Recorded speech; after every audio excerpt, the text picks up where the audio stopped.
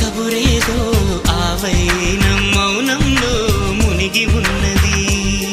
చిగురాకు చాటు చిలక ఈ అలజడి ప్రేమేగా, అనుకోని దారి గనక ఈ తికమక తప్పదుగా.